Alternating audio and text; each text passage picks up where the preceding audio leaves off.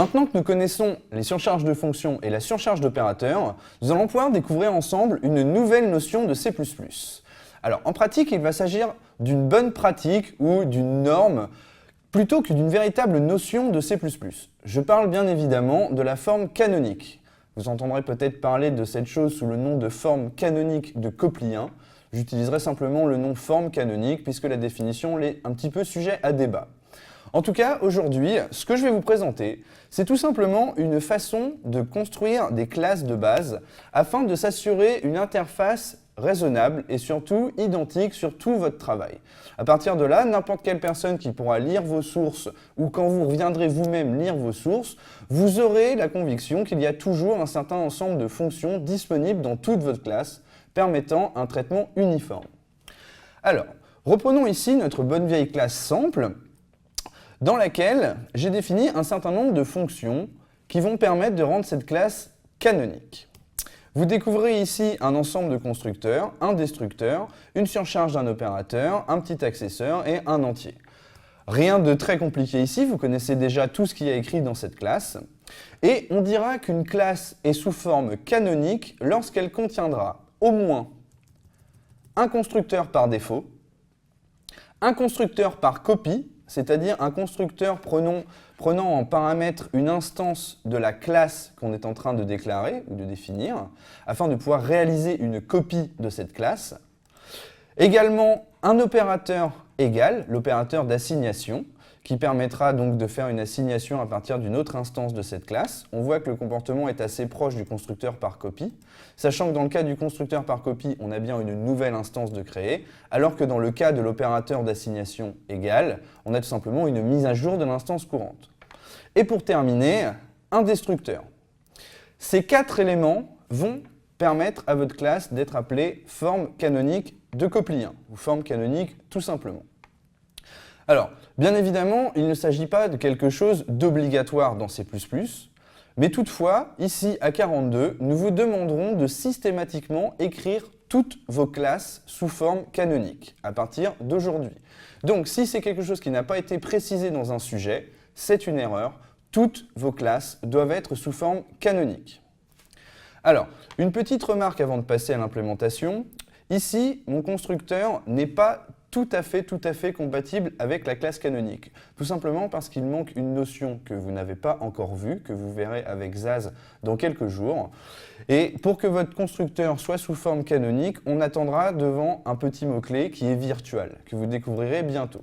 Donc, une fois que vous aurez vu ça, n'oubliez pas de mettre votre virtual ici.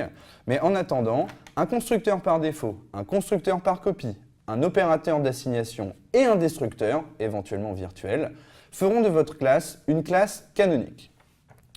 Voyons maintenant l'implémentation. Bon, rien de particulier ici parce que c'est ma foi très simple. Je me suis juste occupé de mettre un petit message dans les différentes fonctions membres et dans les constructeurs pour qu'on puisse savoir exactement quand est appelé quoi. Et à partir de là, nous avons une classe canonique. Alors, vous remarquez également que j'ai mis un petit accesseur pour mon membre, que j'ai fait une surcharge de chevron gauche pour la redirection de flux sur la sortie standard. Ça, ce n'est pas quelque chose qu'on trouve dans une classe canonique, mais c'est quelque chose qui est quand même très commun et très répandu dans les classes. Donc je pense que ça peut être une bonne idée que vous preniez l'habitude de le faire.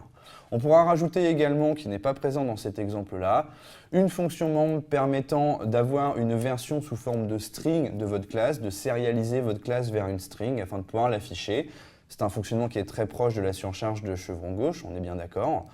Mais c'est quelque chose qui peut être pratique d'avoir dans vos classes. Donc pensez-y, lorsque vous faites du debug, c'est très appréciable de pouvoir sérialiser ces classes vers une string. Alors, faisons maintenant un petit tour sur le main afin qu'on puisse regarder exactement ce qui va se passer. Ici, vous voyez que je crée 3 instances. Première instance avec le constructeur par défaut. Deuxième instance avec un constructeur par paramètre, puisque cette classe va avoir un attribut qui sera initialisé ici par ce paramètre. Ici, on voit une utilisation d'une construction par copie, c'est-à-dire que le constructeur prend une instance de la même classe en paramètre. Ici, une référence constante. Ensuite, des affichages. Et ici, on voit une assignation, donc une mise à jour de instance 3 avec le contenu d'instance 2. Donc, on a bien un appel à la surcharge de l'opérateur d'assignation. Bon, Rien de très compliqué. Voyons maintenant comment est-ce que ça a fonctionné avec une petite compilation.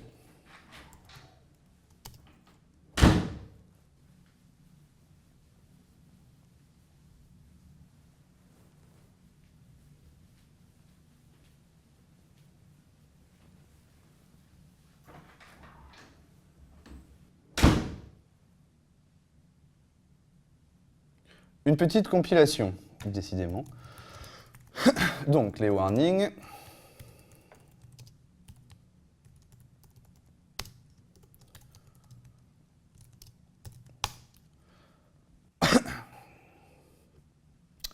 Ça compile. On exécute. Et on voit qu'on a bien eu le constructeur par défaut d'appeler, le constructeur paramétrique appelé avec la valeur 42. Sur la troisième instance, l'appel au constructeur par copie, comme prévu. Et enfin, en dessous, l'opérateur égal, qu'on va retrouver, hop, je n'ai pas le code, c'est pas grave. Exactement tout ce qu'on avait finalement dans le code. Donc, ce qu'il y a ici, ce n'est pas de la technique, ce qu'il y a ici, c'est de la bonne pratique. Faites attention à garder une uniformité sur vos classes et à proposer des comportements de base qui sont raisonnables et qu'un développeur ait le droit d'attendre. Donc je le répète, à partir de cette vidéo, nous vous demanderons que toutes les classes que vous écrirez sur tous les projets de C++ soient systématiquement sous forme canonique. Bien évidemment, c'est un réflexe que vous allez prendre naturellement puisque c'est une excellente pratique et que c'est très utilisé. Il n'y a pas de raison que vous ne le fassiez pas. C'est également un excellent candidat pour vous former un petit peu sur le script de vos éditeurs, que vous utilisiez Emacs ou Vim, ou votre éditeur préféré, afin de pouvoir récupérer des templates de classes qui sont déjà préconstruits avec le constructeur par défaut, etc., qui est systématiquement présent. Alors, on a aussi certains cas où un constructeur par défaut est inutile.